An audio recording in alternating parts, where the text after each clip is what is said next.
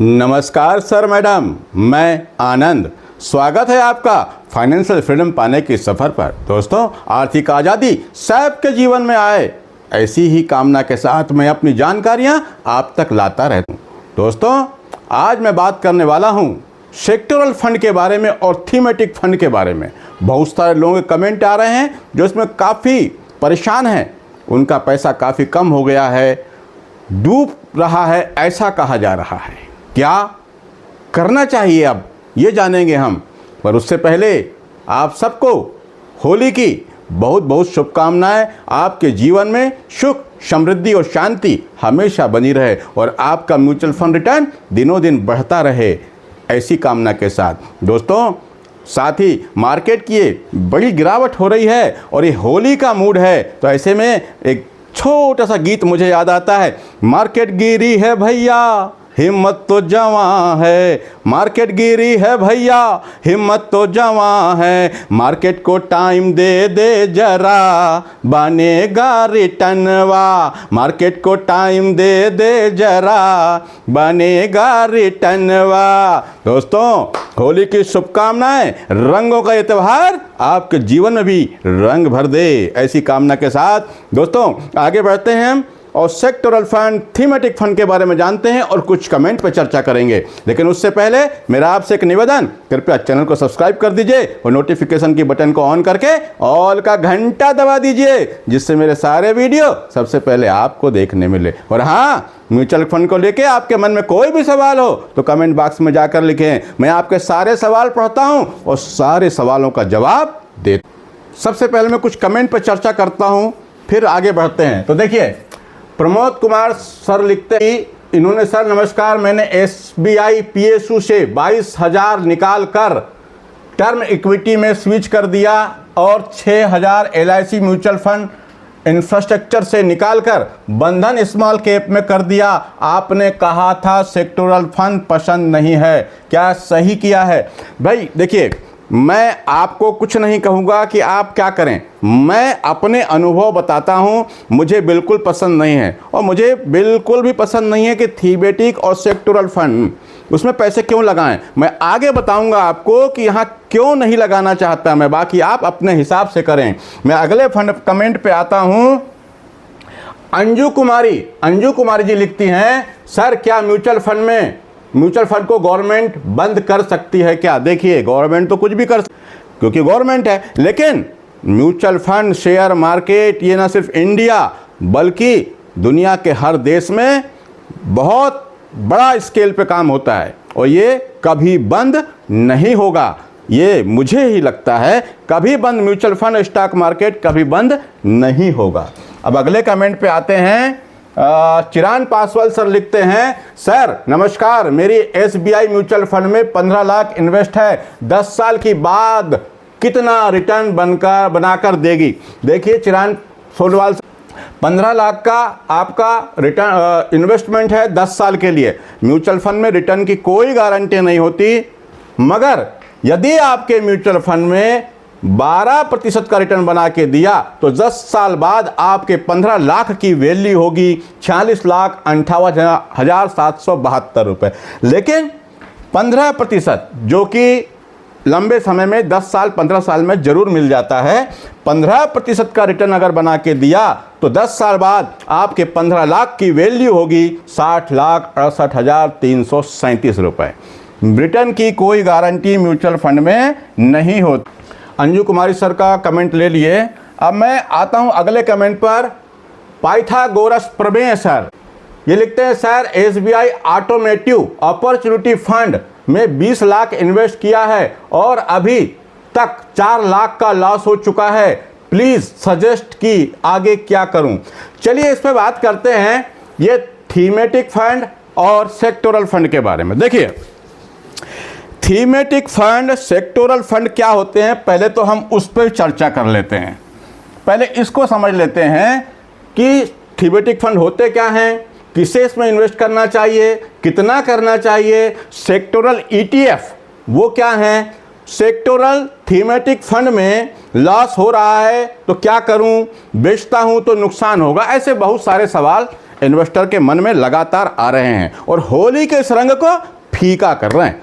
लेकिन दोस्तों, mutual fund में रंग हमेशा बना रहता है, बस कभी कभी थोड़ा सा पानी ज़्यादा मिल जाता है। जैसे इस वक्त रंग में पानी ज़्यादा है, रंग पतला हो गया, लेकिन ये रंग गाढ़ा होगा, पानी वाष्प बन के उड़ जाएगा। मार्केट में डरना मना है। दोस्तों देखिए, सेक्टोरल फंड का मतलब ये होता है कि फंड मैनेजर किसी विशेष सेक्टर में, आईटी, ऑटोमोटिव, फार्मा, यानी ऐसे सेक्टर, चुनिंदा सेक्टरों में ही अपना पैसा लगाते हैं। लेकिन सेक्टर में क्या होता है, मार्केट में रोटेशन चलता रहता है। अब कभी कोई सेक्टर चलता है, कभी कोई और सेक्टर चलता है, इसीलिए वहाँ पर हमारा पैसा गिरता है तो बुरी तरह से गिरता है और बढ़ता है तो अच्छा बढ़ता है। और मेरा मानना है कि हमको ज़्यादा हुलचुल परेशान होने वाले काम नहीं करना चाहिए। हमको यार म्यूचुअल फंड से कोई शादी थोड़ी करनी है, उससे कुछ दिन का प्रेम है और हो सकता है कोई शादी तो करनी नहीं है। जहाँ रिटर्न मिलेगा, जहाँ तनाव कम होगा, हम वहाँ पैसा लगाएंगे। अब जिन लोगों ने ऐसे फंड से शादी कर ली है, अब परेशान होके वो तलाक लेना चाह रहे हैं, ले सकते हैं, उसकी भी कुछ कंडीशन है, देखते हैं आगे क्या होगा। लेकिन मैं ये कहता हूँ कि अभी मैंने कुछ एक दो सेक्टर में मेरा ही पैसा लगा है, इसलिए आपने थंबनेल में देखा होगा मैंने तलाक 2 बार लिखा है, तीसरी बार अभी तलाक नहीं बोला हूँ, है ना। तो यहाँ आप इन्वेस्ट कर सकते हैं, लेकिन कैसे करना है, किसको करना है। देखिए, आप थोड़ा सा पैसा अपना सेक्टर में डालना चाहते हैं, उसका मज़ा लेना चाहते हैं तो ले सकते हैं, लेकिन बहुत ज़्यादा पैसा सेक्टोरल फंड में लगाना मुझे अच्छा नहीं लगता। बाकी पैसा आपका है, निर्णय आपको लेना है कि आपको अपने पैसे को कहाँ इन्वेस्ट करना है, ये आप सोचें। लेकिन मैं अपनी जानकारी बता दूं कि मुझे थीमेटिक और सेक्टोरल फंड बिल्कुल पसंद नहीं। हाँ, अगर मुझे किसी सेक्टर और थीमेटिक फंड में पैसा लगाना ही है तो मैं उसके लिए ETF में इन्वेस्ट करता हूँ। Nifty 20 ETF, IT 20 ETF, silver 20 ETF, gold ETF, ये ETF हैं बहुत सारे, मैं ETF में इन्वेस्ट करता हूँ। म्यूचुअल फंड में मेरे पास, मेरे पोर्टफोलियो में एक ही सेक्टोरल फंड है IT का।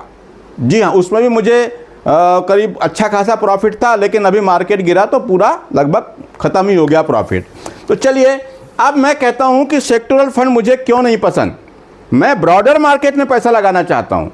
ब्रॉडर मार्केट में लगाने से क्या होता है, हम क्यों टेंशन लें, जिसको हम एक्सपेंस रेशियो दे रहे हैं, खर्च दे रहे हैं, वो टेंशन ले, यानी म्यूचुअल फंड मैनेजर। अब जब म्यूचुअल फंड मैनेजर, जब आप किसी फंड में पैसा लगाते हैं तो वो खुद ही कई सेक्टर में पैसा लगाता है। जैसे मैं यहाँ एक फंड की बात करूँ, यहाँ पर देखिए आप, ये एक स्मॉल कैप फंड है। यहाँ पर आप इसके सेक्टर को देखिए, फंड मैनेजर ने इंडस्ट्रियल प्रोडक्ट है, consumer, electric, auto, bank, pharmaceuticals, capital market, chemical, construction, finance, agriculture, health care, textile, IT software, IT service, यानी देख रहे हैं आप लगभग 47 सेक्टर में आपका पैसा लगा है। अब ये 47 सेक्टर में पैसा लगाने के लिए मान लेते हैं अगर आपकी 500 रुपये महीने की SIP है, तो आपने 500 रुपये भर दिए और आपका वो 500 रुपया इन 47 कंपनियों में लगभग 10 रुपये के हिसाब से, जैसा भी अलग अलग फंड मैनेजर डिसाइड किए, परसेंटेज लिखा हुआ है, आप देख सकते हैं, इस हिसाब से वो सेक्टर में अपना पैसा इन्वेस्ट करते। तो इससे फ़ायदा क्या होता है, ब्रॉडर मार्केट में सारे सेक्टर आ गए। अब कोई सेक्टर चलेगा, कोई नहीं चलेगा, रोटेशन होता रहता है।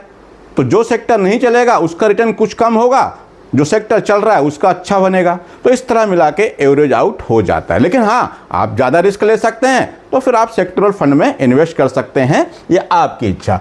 अब बात ये आती है कि मैंने सेक्टरल फंड में पैसा इन्वेस्ट कर दिया तो अब क्या करूं। तो देखिए, मैंने जैसे ही कहा कि हम तो भैया यहाँ पैसा बनाने के लिए आए हैं, अगर हमारे फंड का परफॉर्मेंस अच्छा नहीं है तो हम उसको बेच के निकल जाएंगे, क्योंकि हमने उससे कोई शादी नहीं की है, हम तो उसको बेच के निकल जाएंगे। मगर ये आपका अपना निर्णय है कि आप क्या करते हैं। तो देखिए, मान लेता हूं कि आपने उदाहरण के लिए 20 लाख रुपया किसी सेक्टोरल या थीमेटिक फंड में लगाया। जब आपने 20 लाख रुपए लगाए तो उसकी NAV थी 100 रुपये। अब आपने 100 रुपये के हिसाब से 20 लाख रुपए लगाए तो आपको यूनिट मिली 20,000। अब बाद में हुआ ये कि ये 100 रुपये वाली जो NAV थी, उसकी जो प्राइस थी वो गिर के 80 रुपये हो गई। अब 80 रुपये हो गई तो आपको 4 लाख का लॉस हो गया, 20 लाख के 16 लाख बचे। अब क्या करेंगे? अब ये करना चाहिए मतलब मैं आपसे नहीं कह रहा हूं करना है, मैं अपने लिए बता रहा हूं कि मुझे अगर करना होता तो मैं क्या करता, इस फंड से पैसा निकाल करके दूसरे ब्रॉडर मार्केट के small cap, mid cap, flexi cap, इस तरह अपने पोर्टफोलियो को डाइवर्सिफाई करके उस म्यूचुअल फंड में लगा देता। तो क्या होगा कि मैं यहां से थोड़ा थोड़ा पैसा निकालूंगा सेक्टोरल फंड से और दूसरे फंड में ट्रांसफर कर दूंगा। अब रही बात मुझे नुकसान होगा, नुकसान आपको दिखेगा, कुछ दिन तक आपके दिमाग में चलेगा, लेकिन वास्तव में वो जो नुकसान दिख रहा है वो नहीं होगा। इसलिए नहीं होगा क्योंकि अभी आप देखेंगे कि मार्केट जो है लगातार गिरी हुई है, मार्केट गिरी हुई है तो दूसरे जो फंड हैं वो भी गिरे हुए हैं। तो हो सकता है, उदाहरण के तौर पे ले लें कि आप ये 100 रुपये वाला फंड खरीदा था आपने, 80 में बेचेंगे तो दूसरे म्यूचुअल फंड की NAV भी लगभग आपको इस रेट पे मिल सकती है। मतलब इतने परसेंटेज वाइज देखेंगे तो आपको उसी रेट पे मिल सकती है। हाँ, आपको जो वहाँ दिख रहा था ना, मेरा 20 लाख रुपया इन्वेस्टमेंट है, वो 16 लाख दिखेगा, 17 लाख दिखेगा, जैसा जिस समय आप बेचते हैं उस पर डिपेंड करेगा। लंबे समय में आपकी जो यूनिट है वो कम नहीं हुई, क्योंकि उदाहरण के लिए मैंने बताया 100 रुपये में भी आपने लिया तो 20,000 मिली, अब 80 हो गई तो आपके पास 80 के ही पैसे हैं तो भी आपको 20,000 यूनिट ही मिल जाएगी।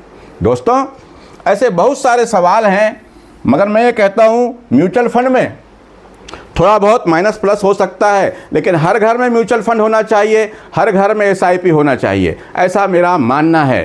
दोस्तों, मार्केट में कहीं और पैसा इतना अच्छा बनते मुझे दिखाई नहीं देता। दुनिया में आप देखें जितने बड़े लोग हैं यहीं पर अपना पैसा लगा के अपने पैसे को ग्रोथ करते हैं। मार्केट की छोटी मोटी गिरावट, इसके हुलचुल से डरने की आवश्यकता बिल्कुल भी नहीं है। आप सबको होली की बहुत बहुत शुभकामनाएं। रंगों का ये त्यौहार, इसमें रंग जाएं आप और आपका परिवार। दोस्तों, म्यूचुअल फंड को लेके आपके मन में कोई भी सवाल हो तो कमेंट बॉक्स में जाकर लिखें, मैं आपके सारे सवाल पढ़ता हूं और सबका जवाब देता हूं। तो चैनल को सब्सक्राइब करना मत भूलिए। आज के लिए इतना ही। नमस्कार, जय हिंद, जय भारत।